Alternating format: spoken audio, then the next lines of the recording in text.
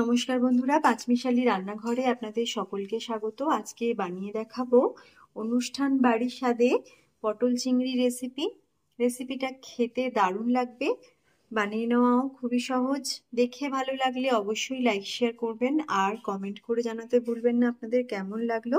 আর অবশ্যই চ্যানেলটিকে সাবস্ক্রাইব করে পাশে থাকা বেল আইকনটি ক্লিক করে নেবেন নতুন নতুন রান্নার আপডেট সবার আগে পাওয়ার জন্য। এখন আমি বানিয়ে দেখাচ্ছি অনুষ্ঠান বাড়ির স্বাদে পটল চিংড়ি রেসিপি।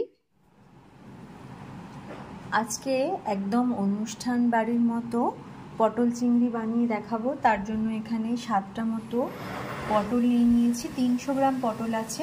পটলগুলো খোসা ছাড়িয়ে এভাবে একটু অর্ধেক অর্ধেক করে কেটে রেখেছি। আর কয়েকটা আলু নিয়েছি। আলুগুলো এভাবে একটু কেটে রেখেছি খোসা ছাড়িয়ে। আর সবজিগুলো আমি ভালো করে ধুয়ে রেখেছি। নিয়েছি চিংড়ি মাছ 200 গ্রাম, খোসা ছাড়িয়ে মাথা বাদ দিয়ে রেখেছি। সর্ষের তেল নিয়েছি 100 ml। দুটো বড় সাইজের টমেটো পিউরি করে নিয়েছি। আদা রসুনের পেস্ট নিয়েছি 2 টেবিল চামচ।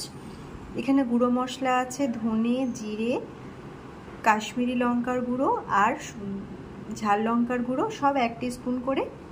আর নিয়েছি হলুদ গুঁড়ো 1 টেবিল চামচ, গাওয়া ঘি নিয়েছি 2 টেবিল চামচ, শুকনো লঙ্কা, এলাচ, লবঙ্গ, দারচিনি আর জিরে 1 চামচ নিয়েছি ফোড়নের জন্য। গরম মশলার গুঁড়ো নিয়েছি, চিনি আর নুন স্বাদ মতো ব্যবহার করব।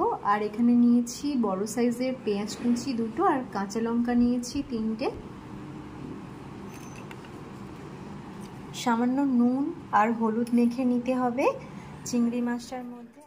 এখন কড়াইতে দিয়ে দিচ্ছি তেল। ভালো করে তেল গরম করে তেলের সাথে একটু মিশিয়ে দেব নুন আর দিয়ে দেবো হলুদ গুঁড়ো। পটলটাকে ভেজে নিতে হবে। তেলটা একটু ভালো করে মিশিয়ে নিলাম। এখন এর মধ্যে পটলগুলো দিয়ে ভেজে নিচ্ছি। একটু ভালো করে পটলটা ভেজে নিতে হবে। খুব ভালো করে পটল ভেজে নিলে খেতে বেশ টেস্টি হবে। পটলের একটা কাঁচা গন্ধ থাকে, সেটাও ছাড়বে না। এখন খুব ভালো করে আমি ভেজে নিচ্ছি। খুব ভালো করে পটল ভেজে নিয়েছি। এখন ভেজে নেওয়া পটলগুলো তুলে নিচ্ছি। আর এই তেলেই আলু ভেজে নিতে হবে।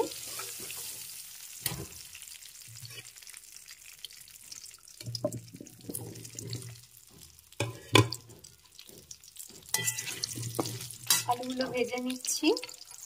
এর সাথে দিয়ে দিচ্ছি একটু নুন আর একটু হলুদ গুঁড়ো।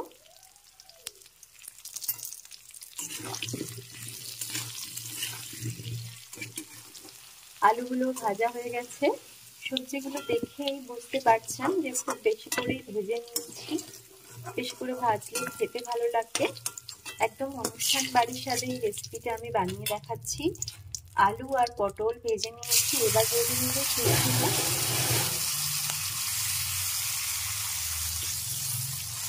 মাছগুলোকে একটু ভেজে নিচ্ছি। ভেজে নিয়েছি চিংড়ি মাছ, তুলে নিতে হবে।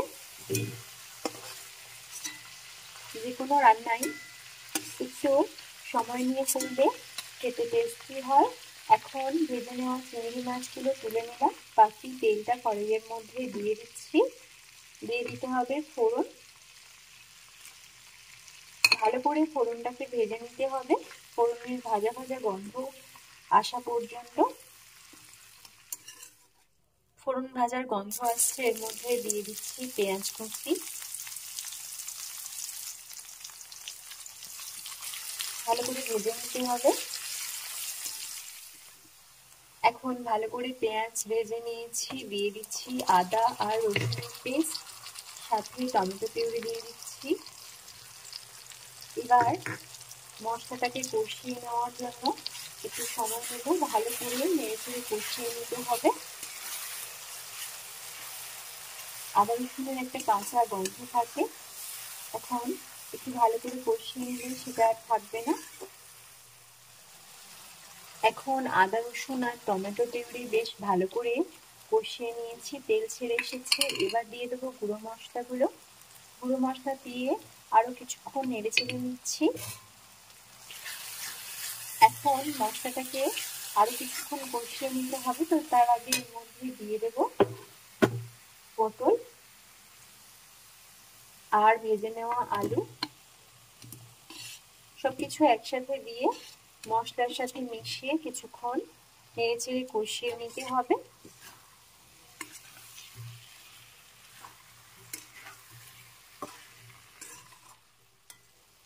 খুব ভালো করে আলু আর পটল কষিয়ে নিয়েছি। এখন সিদ্ধ করার জন্য দিয়ে দিতে হবে প্রয়োজন মতো জল।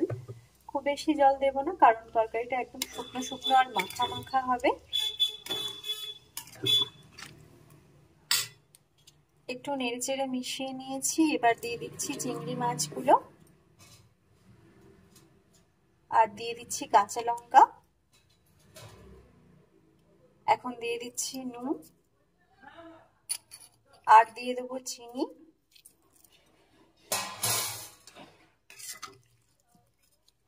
সবকিছু নেড়ে চেড়ে ভালো করে মিশিয়ে নিচ্ছি আর সিদ্ধ হতে দিচ্ছি। খুব ভালোভাবে সিদ্ধ হয়ে গেছে আলু পটল। তরকারিটাও শুকনো শুকনো হয়ে এসছে। এবার দিয়ে দেবো গরম মশলার গুঁড়ো আর সবশেষে একটু ঘি ছড়িয়ে নেব।